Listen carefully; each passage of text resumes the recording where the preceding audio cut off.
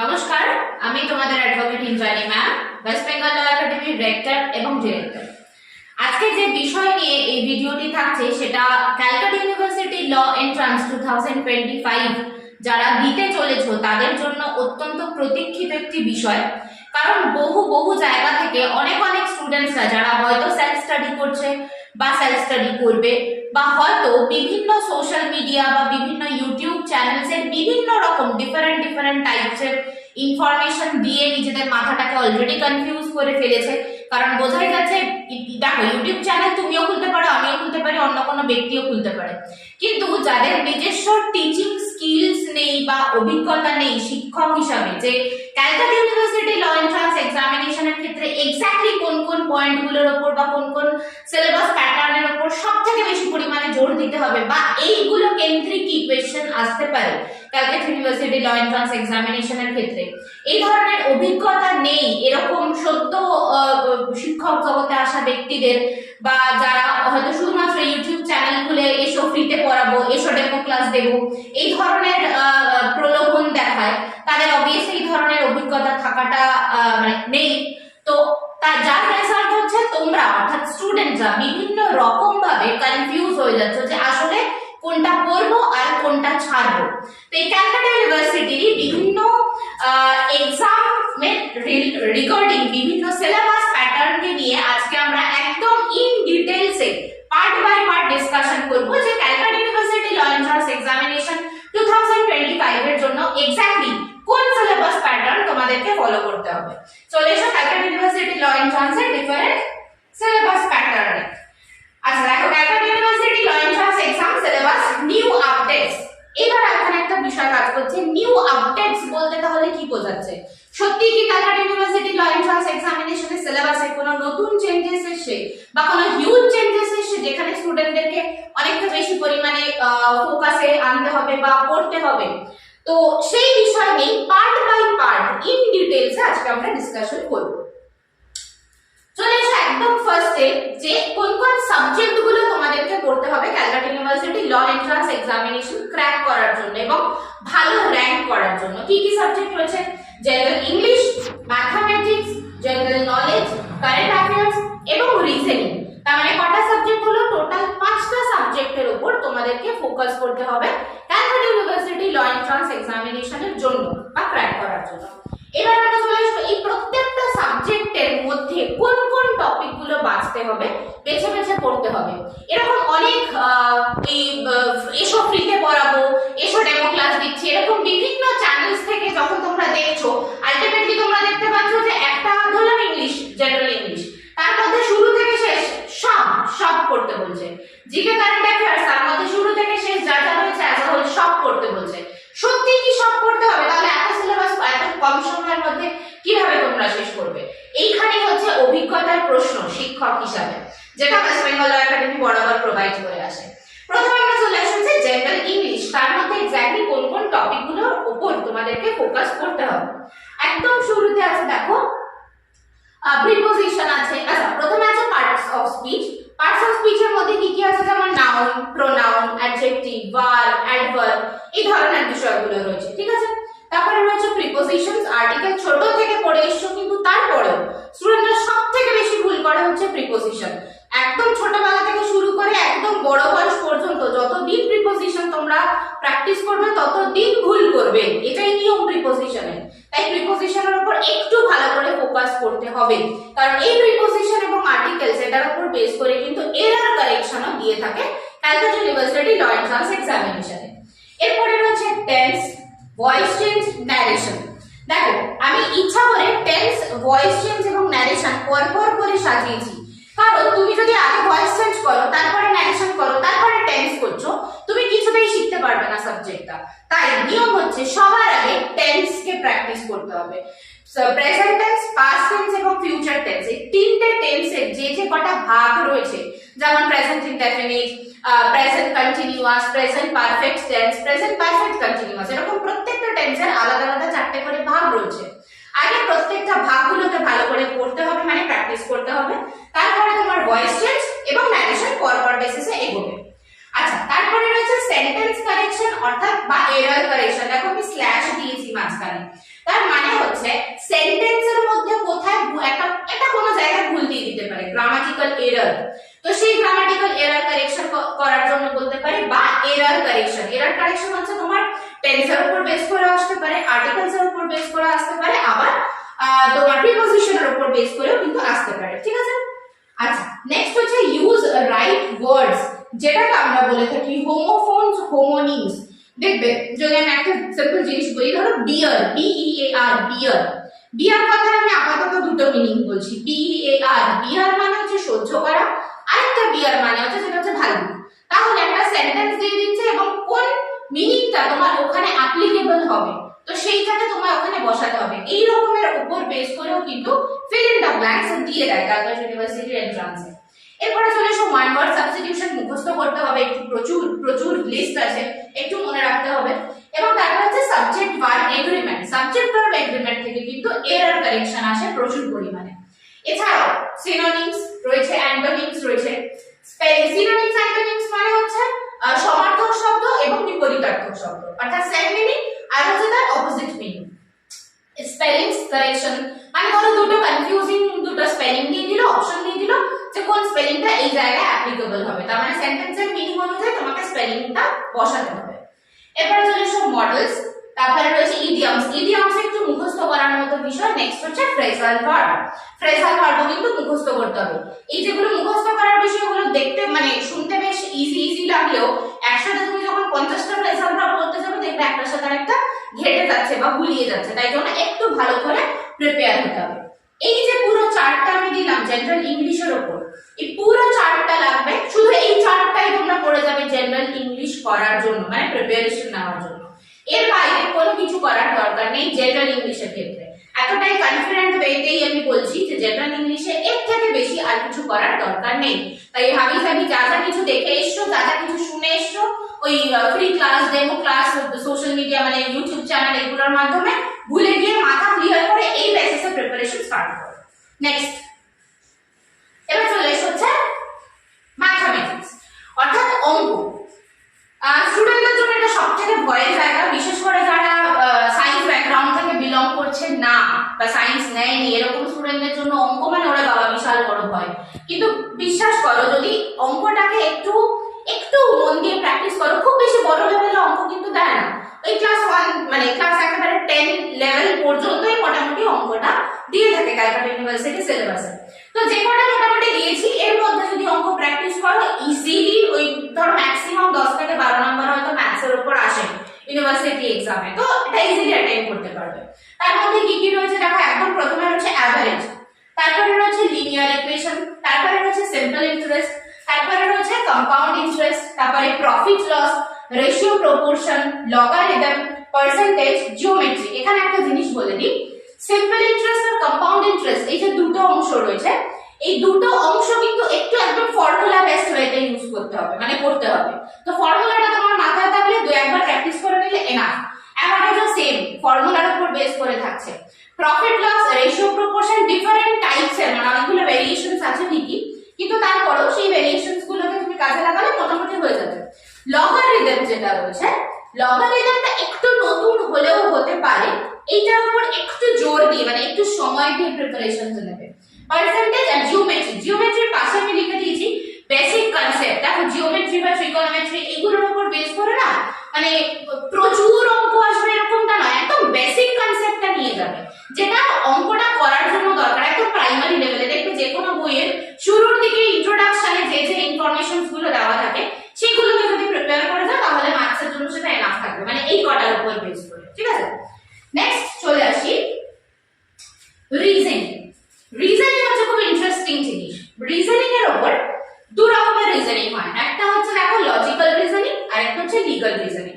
এই যে logical reasoning আর legal reasoning, এবার তোমাদের মনে হতে পারে ম্যাম লিগ্যাল রিজনিংটা আগের ইয়ার মানে লাস্ট ইয়ারে আসেনি, কিন্তু যদি একটু ভালো করে ইনফরমেশনটা নাও তাহলে দেখতে পাবে লিগ্যাল রিজনিং এর উপর বেস করে 2023 সালে কিন্তু ওই মোটামুটি 3-4টে প্রবলেম বেসড কোশ্চেন দিয়েছিল। তাহলে বেটার নয় কি যে তোমরা এই পুরোটার উপর বেস করে একটু প্রিপারেশন নিয়ে যাও, তাহলে কি হবে ওই 3-4 নাম্বারও তুমি ছাড়ছো না, ওটাও তুমি তোমার প্র্যাকটিসের খাতার মধ্যে ইনক্লুড করছো। তো কি কি থাকছে, প্রথমে আমরা চলে আসি লজিক্যাল রিজনিং। লজিক্যাল রিজনিং এর মধ্যে কি আছে, ব্লাড রিলেশনশিপ খুব ইম্পর্টেন্ট, ওই সেই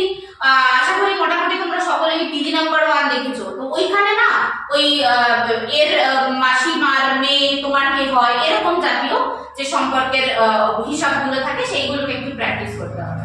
ডিরেকশন টেস্ট খুব ইন্টারেস্টিং, নিজেকে ওই জায়গায় বসিয়ে ডান দিক বাঁ দিক উত্তরে যাও দক্ষিণে যাও সেই রকম ভাবে প্র্যাকটিস করতে হবে। এবারে চলে আসে সিরিজের মধ্যে দু রকমের সিরিজ, দুটোকেই প্র্যাকটিসে রাখবে, লেটার সিরিজ এবং হচ্ছে নাম্বার সিরিজ, দুটোকেই প্র্যাকটিসে রাখতে হবে। অ্যানালজি, কোডিং ডিকোডিং, ক্যালেন্ডারের উপর বেস করে কিছু রিজনিং।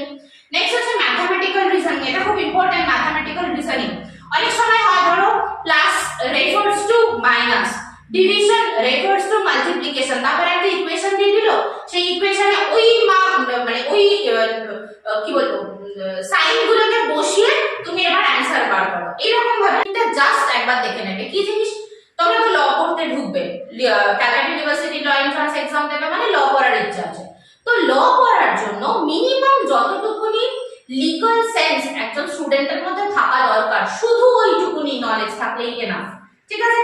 তো তার জন্য কি কোন কোন সাবজেক্ট গুলোর উপর বেস করে করতে হবে? Indian penal code, Indian contract act, Hindu law এবং টর্ট। তাহলে আমি একদমই বলছি না যে এই কটা অ্যাক্টের বেয়ার অ্যাক্ট খুলে সেকশন 1 সেকশন 2 পর করে পড়ে যেতে হবে, একদম নয়, জাস্ট বেসিক কনসেপ্ট। যতটুকুনি ধরো তুমি ইংলিশ মিডিয়াম স্কুলে ভর্তি হতে যাচ্ছ, তখন দেখবে এখন ইন্টারভিউ নেওয়া হয় বাচ্চাদের, সে কতটা কেমন ভাবে ইংলিশে বলতে পারছে, তার গার্জিয়ান মা বাবা কতটা কেমন ভাবে ইংলিশে রেডি করতে পারছেন নিজেদেরকে এবং স্টুডেন্টদেরকে, তার মানে কি ওটা জাস্ট একদম প্রাইমারি নলেজটুকুনি কিন্তু জানছে, তারপরে গিয়ে স্কুল রয়েছে বাচ্চাটাকে প্রিপেয়ার করানোর জন্য। ঠিক সেই রকম কাজ অ্যাপ্লাই হবে হচ্ছে লিগ্যাল রিজনিং এর ক্ষেত্রে, যতটুকুনি ওই মিনিমাম সেন্সে থাকা দরকার ততটুকুনির উপরেই ফোকাস করবে, ঠিক আছে? এই গেল রিজনিং। এবারে চলে এসব খুব ইম্পর্টেন্ট জিনিস, জিকে অর্থাৎ জেনারেল নলেজ। জেনারেল নলেজের উপর বেস করে কি কি করবে, দুদিকে দেখো প্রচুর জিনিস রয়েছে, ইনফরমেশনস। আচ্ছা, তার মধ্যে একদম স্টার্টিং এ হচ্ছে অ্যাওয়ার্ডস এন্ড অনার্স, মানে কে কোন অ্যাওয়ার্ড পেয়েছে, কোন দিনে পেয়েছে, তারপরে রয়েছে স্টেটস এবং ক্যাপিটালস, তারপরে ডেটস এবং ইভেন্ট, কোন দিনকে কি নামে ডাকা হয়ে থাকে সেইটা, তারপরে ইউএন বডিজ মানে ইউএনও এর বিভিন্ন বডিজ গুলো সম্পর্কে জেনারেল ইনফরমেশন। আচ্ছা, হিউম্যান বডি এবং তার বিভিন্ন অর্গান সম্পর্কে একটু পরিচিতি, অর্থাৎ দেখো এটা কিন্তু বেসিক সায়েন্স থেকে কোশ্চেন আসছে। আচ্ছা, তারপরে তোমার বেসিক সায়েন্সের উপর বেস করে হিস্ট্রির মধ্যে তিনটে পার্টে পড়বে, অ্যানশিয়েন্ট, মিডিয়েভাল এবং মডার্ন হিস্ট্রি। আচ্ছা, একই রকম জিওগ্রাফির ক্ষেত্রে ইন্ডিয়ান জিওগ্রাফি এবং ওয়ার্ল্ড জিওগ্রাফি দুটোর উপর বেস করেই পড়বে। নেক্সট হচ্ছে ইন্ডিয়ান কনস্টিটিউশন ওভারঅল সবকিছুই, যেমন ধরো কোন জায়গা থেকে মানে কোন কনস্টিটিউশন থেকে আমাদের ইন্ডিয়ান কনস্টিটিউশনের মধ্যে ফান্ডামেন্টাল রাইটস এসেছে, ডিরেক্টিভ প্রিন্সিপলস অফ স্টেট পলিসিকে নিয়ে আসা হয়েছে, কনস্টিটিউয়েন্ট অ্যাসেম্বলি স্ট্রাকচারটা কি বা কবে তৈরি হয়েছে ইন্ডিয়ান কনস্টিটিউশন, এই ধরনের বেসিক কনসেপ্ট গুলো, প্রেসিডেন্ট বা প্রাইম মিনিস্টার তার কোয়ালিফিকেশন কি ওই পজিশন হোল্ড করার জন্য, এই ধরনের ইনফরমেশন গুলো লাগবে। নেক্সট হচ্ছে কান্ট্রিজ এবং তাদের নিকনেম, ওই যে যেমন ধরো এটার মানে হচ্ছে ধরো পিঙ্ক সিটি কাকে বলে, এরকম একটা প্রশ্ন করা হলো, ঠিক আছে? তো এই ধরনের ইনফরমেশনস গুলো এখানে লাগবে। বুকস এন্ড অথর্স, কোন বই কে লিখেছেন, বিভিন্ন কম্পিউটারের বিভিন্ন ছোট ছোট বিষয়গুলো সম্পর্কে ইনফরমেশন, যেমন ধরো বলে সিপিইউ কাকে বলে, সিপিইউর ফুল ফর্ম কি, এই ধরনের বেসিক ইনফরমেশন। আচ্ছা, তারপরে হচ্ছে highest, longest, deepest in India, ইন্ডিয়ার মধ্যে ধরো বলা হলো যে সবথেকে লংগেস্ট রিভার কোনটা, এই ধরনের মানে হাইয়েস্ট, লংগেস্ট, ডিপেস্ট এই তিনটে রেসপেক্টে জানবে। আচ্ছা, তারপরে হচ্ছে specific dance or culture in a particular state, কোন স্টেটের জন্য কোন ডান্স ফর্মটা ইম্পর্টেন্ট, ঠিক আছে? ছৌ নাচ কোথায় অ্যাপ্লিকেবল, তো এই ধরনের বেসিক ইনফরমেশন, এই সবগুলো হচ্ছে তোমার জিকে এর মধ্যে পড়তে হবে। স্ট্যাটিক জিকে বলা হয়ে থাকে যে ইনফরমেশনস গুলো তোমাদের মনে রাখতে হবে, ঠিক আছে? নেক্সট চলে আসি কারেন্ট অ্যাফেয়ার্স। কারেন্ট অ্যাফেয়ার্স এর মধ্যে তো এক্স্যাক্টলি কোন কোন টপিক গুলোর উপর বেস করে পড়াশোনা করবে। আচ্ছা, তার মধ্যে ফার্স্ট ধরো চলে এসে হচ্ছে স্পেস রিগার্ডিং কিছু ইনফরমেশনস। আচ্ছা, তাহলে গভর্নমেন্টের বিভিন্ন স্কিমস গুলো কবে তৈরি হয়েছে, কাদের জন্য তৈরি হয়েছে, সেই স্কিমস রিগার্ডিং ইনফরমেশন। আচ্ছা, first and current administrative position holder, মানে বিভিন্ন ধরো বলা হলো যে প্রথম চিফ জাস্টিস অফ ইন্ডিয়া কে ছিলেন, ফিমেল চিফ জাস্টিস কে ছিলেন, এরকম, এবং বর্তমানে সেই পজিশন কে হোল্ড করে রয়েছেন। স্পোর্টস এর দিক থেকে, মেডিসিনস এর দিক থেকে যে কোন মেডিসিন ইনভেন্ট হয়েছে নতুন, এরকম টাইপের। আচ্ছা, কমিউনিকেশন ফ্যাসিলিটিস মানে ধরো মেট্রো, রেলওয়ে, যেগুলো ইম্পর্টেন্ট লাগে সবসময়, সেগুলোর দিক থেকে নতুন কিছু ইনভেন্টিভ স্টেট। আচ্ছা, তারপর হচ্ছে গভর্নমেন্ট ট্রিটিস, গভর্নমেন্ট অন্য দেশের সাথে কোন ধরনের কেমন কি চুক্তিগুলো স্বাক্ষর করেছে, কেন, কবে সেই চুক্তি স্বাক্ষর হয়েছে, সেই ধরনের জিনিস। ডিজিটাল ইনফরমেশন, ঠিক আছে, ডিজিটাল কিছু ইনফরমেশনস পড়বে। আর হচ্ছে এনভায়রনমেন্টাল পলিসিস, যেমন ধরো সাস্টেনেবল ডেভেলপমেন্ট বলতে কি বোঝায়, হ্যাঁ এই ধরনের, পলিউটার বেসড প্রিন্সিপাল বলতে কি বোঝায়, এই ধরনের ইনফরমেশন। আর সবথেকে বেশি যেটা দরকার, যেটা আমি পিন করে এখানে লিখে দিয়েছি, সেটা হচ্ছে follow the newspaper. Everyday English newspaper একটু ফলো করতে হবে। তুমি ভেতরের ইনফরমেশন পড়ো চাই না পড়ো, অন্তত হেডলাইন্স গুলোকে একটু দেখে রাখলে কি হবে, ওটা মাথায় থেকে যাবে। নিউজ পেপার ফলো না করলে তুমি কিন্তু কারেন্ট অ্যাফেয়ার্স এর ভাস্ট মানে প্রচুর ইনফরমেশন রয়েছে, কোনটা পড়বে আর কোনটা ছাড়বে তুমি বুঝতে পারবে না। তো দ্যাটস ওয়াই নিউজ পেপারকে কিন্তু অবভিয়াসলি মেইনটেইন করতে হবে। আচ্ছা, এই গেল total Calcutta university law entrance 2025 এইটা দেওয়ার জন্য যে যে সিলেবাস প্যাটার্ন তোমাদেরকে ফলো করতে হবে, overall structure step by step. এবার আমরা চলে আসি যে এই ইনফরমেশনস এর উপর বেস করে বা এই সিলেবাসের উপর বেস করে ম্যাম বাজারে কোনো বই अवेलेबल কি আছে? অবভিয়াসলি আছে। দেখো, এটি হচ্ছে মাস্টার অফ ল এন্ট্রান্স, আমার অর্থাৎ অ্যাডভোকেট ইন্দ্রাণী ম্যাম এবং স্যার, এসএনটি স্যার, তাদের এডিট করা এবং NM Roy Chowdhury and company তাদের দ্বারা পাবলিশ হওয়া এটি 4th এডিশন, যেটি আগের বছরে মার্কেটে এসেছে এবং অনলাইন এবং অফলাইন বোথ মোডে अवेलेबल রয়েছে। তো ফোন নাম্বার, আমি অফিসিয়াল ফোন নাম্বার পরে দিয়ে দিচ্ছি। তার আগে আমি একটু বলে নিই বইটা সম্পর্কে। তোমাদের হাতে যাদের যাদের কাছে অলরেডি আছে তারা চাইলে দেখতে পারো, বা যাদের কাছে নেই তারা কেনার পর দেখতে পারো। এই যে এতক্ষণ ধরে আমি যে সিলেবাস প্যাটার্ন গুলো নিয়ে ডিসকাস করছিলাম, তো সেই সিলেবাস প্যাটার্ন গুলোর মানে সেই সিলেবাস প্যাটার্নকে ফলো করে এই বইটা কিন্তু অলরেডি अवेलेबल রয়েছে, যেটা শুধুমাত্র ক্যালকাটা ইউনিভার্সিটি ল এন্ট্রান্সের জন্য অ্যাপ্লিকেবল। বর্তমান ইউনিভার্সিটি ল এন্ট্রান্সের জন্য এই বই অ্যাপ্লিকেবল নয় পুরোটা। এবং একটা কথা এখানে বলে রাখি, কোন একটা স্পেসিফিক কম্পিটিটিভ এক্সামের বই একসাথে দু তিনটে কম্পিটিটিভ এক্সামকে ফলো করছে বা দু তিনটে কম্পিটিটিভ এক্সামের সিলেবাসকে ওর মধ্যে ইনপুট করে দেওয়া রয়েছে, এরকম কোনো বই সায়েন্টিফিক হয় না। যদি কোনো মার্কেটে থেকে থাকে, সেটা তোমাদের জন্য, যারা যাদের target first and last target হচ্ছে ক্যালকাটা ইউনিভার্সিটি ল এন্ট্রান্স, তাদের জন্য সেই টার্গেট ফুলফিল করতে পারবে না। কেন পারবে না সেটাও বলে দিচ্ছি। কারণ তোমার কাছে যদি এটা মানে তোমার কাছে ধরো একটা বই রয়েছে যেখানে ক্যালকাটা ইউনিভার্সিটি ল এন্ট্রান্স এবং বর্ধমান ইউনিভার্সিটি ল এন্ট্রান্স দুটোর সিলেবাসে একটা জাম্প করে দেওয়া রয়েছে, তাহলে তুমি বুঝবে কি করে যে ক্যালকাটা ইউনিভার্সিটির জন্য কোনটা আমি ফলো করব আর কোনটা আমি বর্ধমান ইউনিভার্সিটির জন্য ফলো করব, বা এটাকে স্কিপ করে যাব, যেটা আমার বর্ধমানে লাগবে ক্যালকাটা ইউনিভার্সিটিতে লাগবে না।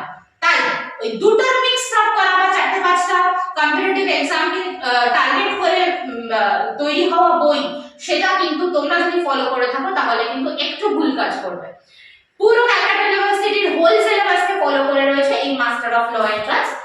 এই বইটি अवेलेबल রয়েছে অনলাইন এবং অফলাইন বোথ মোডে।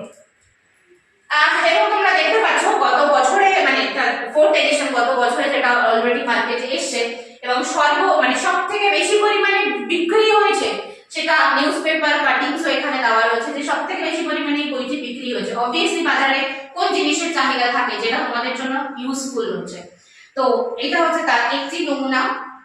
আচ্ছা, এবার আমরা চলে আসি যে এই বইটি ফলো করে বা এই রকম স্ট্রাকচার ফলো করে আদৌ কি কোনো সাফল্য লাভ করা সম্ভব? অ্যানসার দেখো তোমাদের চোখের সামনে রয়েছে। দেবিকা মাইতি 4th র‍্যাঙ্ক করেছে ক্যালকাটা ইউনিভার্সিটি ল এন্ট্রান্স এক্সামিনেশনে ওয়েস্ট বেঙ্গল একাডেমি থেকে। আচ্ছা, তারপরে রয়েছে বর্ধমান ইউনিভার্সিটি 3 ইয়ার্সে র‍্যাঙ্ক করেছে Sriparna. Next Bardhaman university 5 years entrance এক্সামিনেশনে র‍্যাঙ্ক করেছে, 4th র‍্যাঙ্ক করেছে এক্ষেত্রে। আচ্ছা, বলে দিই শ্রীপর্ণা 61 র‍্যাঙ্ক করেছে, 4th র‍্যাঙ্ক করেছে বর্ধমান ইউনিভার্সিটি 5 ইয়ার্স এন্ট্রান্স এক্সামিনেশনে। বোঝাই যাচ্ছে যে ওয়েস্ট বেঙ্গল ল একাডেমি আনস্কিলড বা আনপ্রফেশনাল ব্যক্তিদের দ্বারা পরিচালিত হয় না, বা এখানে যারা টিচার্স হিসাবে রয়েছেন, আমি রয়েছি, এসএনডি স্যার রয়েছে, অ্যাডভোকেট পায়েল ম্যাম রয়েছে, সুব্রত স্যার রয়েছে, নম্রতা ম্যাম রয়েছে, তো এদের দ্বারা পরিচালিত যে ওয়েস্ট বেঙ্গল ল একাডেমি স্টুডেন্টদেরকে যেভাবে গাইড করে, সেটা কতটা তার ফ্রুটফুলনেস রয়েছে সেটা আশা করি এই পিছনে এই রেজাল্ট দেখে স্টুডেন্টদের কাছে অনেকটা বেশি পরিমাণে ক্লিয়ার। নেক্সট, তাহলে ম্যাম আপনাদের সাথে যোগাযোগ করার জন্য আমরা এক্স্যাক্টলি কোথায় যোগাযোগ করব বা কোথায় কোথায় আপনাদের ব্রাঞ্চেস রয়েছে? ওয়েস্ট বেঙ্গল ল একাডেমিতে অফলাইন এবং অনলাইন বোথ মোডে ল এন্ট্রান্স এক্সামিনেশনের ক্লাসেস হয়ে থাকে ক্যালকাটা ইউনিভার্সিটি এবং বর্ধমান ইউনিভার্সিটি সবকিছুর জন্য। অ্যাজ ওয়েল অ্যাজ সেমিস্টারের ক্লাস তো হচ্ছেই। তো কোথায় কোথায় ব্রাঞ্চেস রয়েছে দেখো, পিছনে আমার মানে ওয়েস্ট বেঙ্গল ল একাডেমির ব্রাঞ্চেস গুলো দেওয়া রয়েছে, যেমন main branch Garia, next Sealdah, third branch Konnagar, fourth branch তোমার মৌরিগ্রাম, ফিফথ নেক্সট হচ্ছে তোমার টলিগঞ্জ যেখানে বর্তমানে আমি দাঁড়িয়ে আছি, আর নেক্সট হচ্ছে কল্যাণী। এই প্রত্যেকটা ব্রাঞ্চে অনলাইন এবং অফলাইন বোথ মোডে ওয়েস্ট বেঙ্গল ল একাডেমির ক্লাসেস কিন্তু শুরু হয়ে গেছে। ক্যালকাটা ইউনিভার্সিটি ল এন্ট্রান্সের ক্লাসও কিন্তু অলরেডি স্টার্ট হয়ে গেছে। তো যেটা বলে আজকে আমার এই ভিডিওটি শেষ করব সেটা হচ্ছে, যাদের যাদের যে সমস্ত স্টুডেন্টদের মনে একটা প্রশ্ন ছিল যে ম্যাম সিলেবাস তো হচ্ছে এই সাবজেক্ট গুলো রয়েছে, তাহলে এইগুলোর মধ্যে তো এক্স্যাক্টলি কোন কোন পয়েন্ট গুলোকে আমরা ফলো করব, তার জন্য আশা করি এই ভিডিওটি তোমাদের জন্য অনেকটা হেল্প করবে। এবং যারা মনে করছো ওয়েস্ট বেঙ্গল ল একাডেমির হাত ধরে তোমরা ল এন্ট্রান্সের প্রিপারেশন শুরু করবে বা ওয়েস্ট বেঙ্গল ল একাডেমির গাইডেন্স তোমাদের জন্য দরকার, তাদের জন্য বলে রাখি ল এন্ট্রান্সের ক্লাস অলরেডি কিন্তু স্টার্ট হয়ে গেছে। হাতে খুব বেশি হলে মানে এন্ট্রান্স এক্সামিনেশন কন্ডাক্ট করার জন্য খুব বেশি হলে হাতে 5 থেকে 6 মাস হয়তো তোমাদের হাতে রয়েছে। যারা মনে করছো ভর্তি হবে ওয়েস্ট বেঙ্গল ল একাডেমিতে, ফোন নাম্বার বলে দিচ্ছি 6291017946। Thank you.